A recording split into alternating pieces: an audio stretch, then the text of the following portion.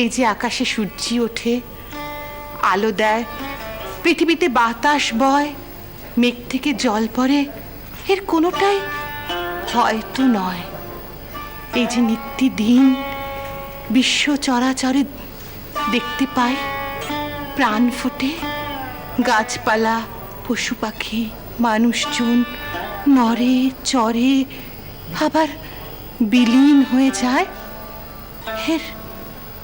এর কিছুই তো হয়তো নয় বোন। তুমি এমন কথা বলছো কেন দিদি?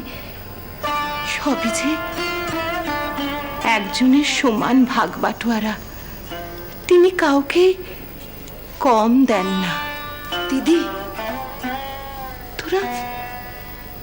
তোরা এত অস্থির কেন? তুমি নও কেন দিদি? আমি যে জানি রে, মেয়ে হয়ে যখন জন্মেছে তখন সে আমার ঘরের নয়, পরের ঘরের। আর সে ঘর যদি ভগবানের হয় তবে তো সে ভগবতী হবেই।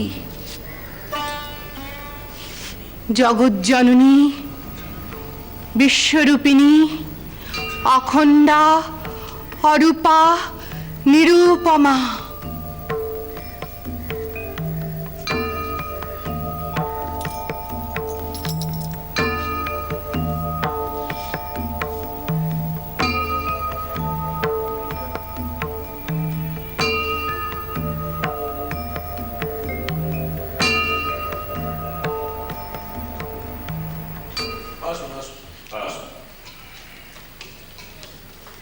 অনেক কাল পরে এলেন দেওয়ান মশাই। অনেক দিন বাদে। তারপর হলদারি ঠাকুর, মন্দিরে কাজকর্ম কেমন চলছে? সবই ঠিক আছে, তবে রানীমা নেই, এই যা। সে আর কি করা যাবে বলো, সবই আমাদের ভাগ্য। তবে রানীমা নশ্বর দেহে আর থাকতে চাইছিলেন না। হলদারি, আমার কিন্তু দৃঢ় বিশ্বাস রানীমা আমাদের মধ্যেই ছড়িয়ে রয়েছে। কোথায় ছড়িয়ে আছেন মানে? হালদার মশাই, সে দেখার চোখ কি আপনার আছে? কেন, আমি কি অন্ধ হয়ে গেছি নাকি? এই তো 1 2 3 4, হ্যাঁ 1 2 3 4 ঝরঝরে দেখছি। একেবারে ঝরঝরে দেখছে না? হালদার মশাই, কপালের নিচে যে দুটো কোটর আছে ও দুটোকে চোখ বলে, কথা ঠিক। কিন্তু পৃথিবীতে এমন কিছু কিছু জিনিস আছে যা কিন্তু ওই চোখে দেখা যায় না। দেখার জন্য কিন্তু একটা মন থাকা চাই, মনোসংযোগ ঘটা চাই। আমি জানি যে দক্ষিণেশ্বরের মন্দিরের এই ঐশ্বর্য, জগৎজননীর ব্যাপ্তিতে আপনি এর মধ্যে রানীমাকে খুঁজে পান না। দেখুন, আপনি কেন ভুলে যাচ্ছেন, মা জগৎজননী কিন্তু এই দক্ষিণেশ্বরের সবকিছুই রানীমাকে দিয়ে করিয়ে নিয়েছেন। হ্যাঁ তাই তো। ছি ছি ছি ছি ছি ছি ছি। দেবে হলদারি ঠাকুর, তোমার সেই ছোট ভাইটিকে দেখতে পাচ্ছি না তো, সে কোথায়? গদাই? হ্যাঁ, আমাদের গদাই ঠাকুর। সে একই রকম আছে, একই ঈশ্বর ভাবে বিভোর। কখনো হরি, কখনো রাম, কখনো কালী, একই রকম ভাবে চলেছে।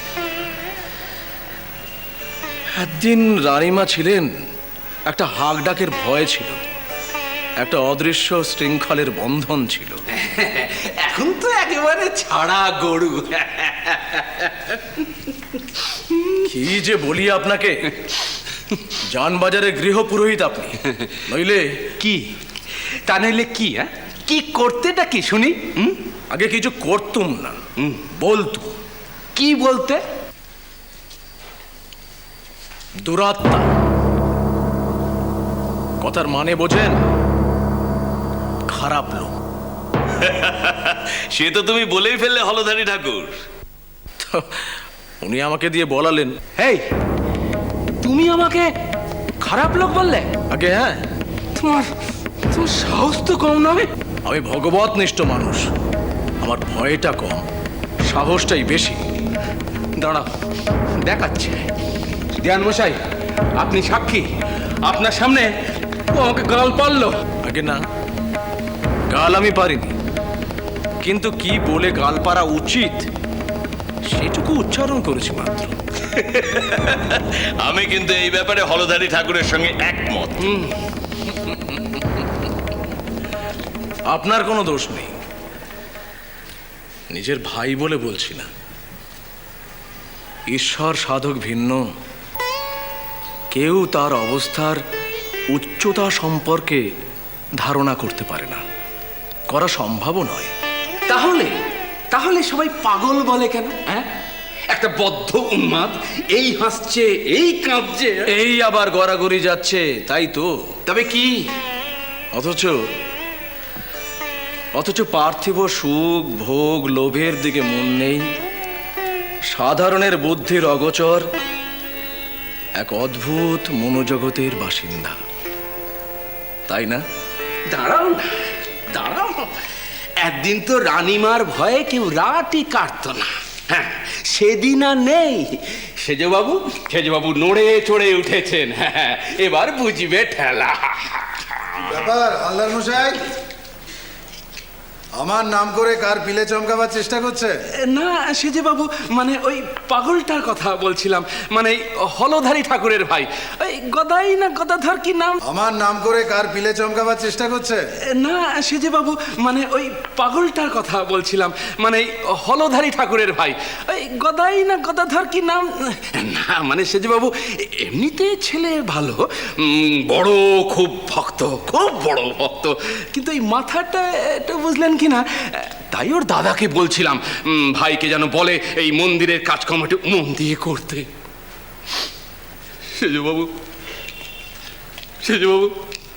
এখন তো রানীমা নেই, আমাদের কত বড় দায়িত্ব। হালদার মশাই,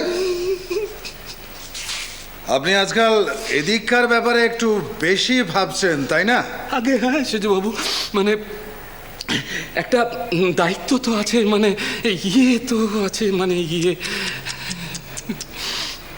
আপনার উপর খুব চাপ পড়ে যাচ্ছে না?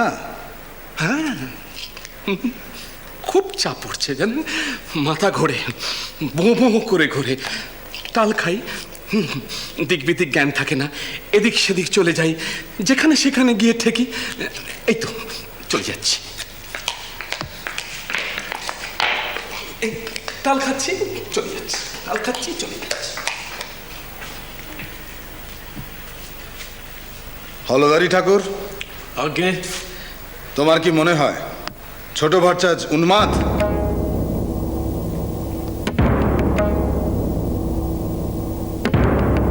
না, দিব্যোন্মাদ, শ্রী শ্রী জগদম্বার কৃপার কারণে। সেজবাবু, হ্যাঁ দেয়ান মশাই। সেজবাবু, আপনারা তাহলে বসে কথা বলুন, আমি ওই খাজাঞ্জিখানায় কিছু কাজকর্ম বাকি আছে, সেটা সেরে আসছি। সেরে আসুন। হলধারী ঠাকুর, দেখো, তোমাকে আমি চিনি। তুমি যখন মন্দিরে প্রথম এসেছিলে তখন ছোট ভট্টাচার্যের সঙ্গে তোমার মতপার্থক্য, সেই ঘটনাও আমি জানি। বিষ্ণুপথ আর শাক্তপথ, এই দুই পথ নিয়ে তোমরা নিজেদের মধ্যে অনেক মনান্তর ঘটিয়েছ।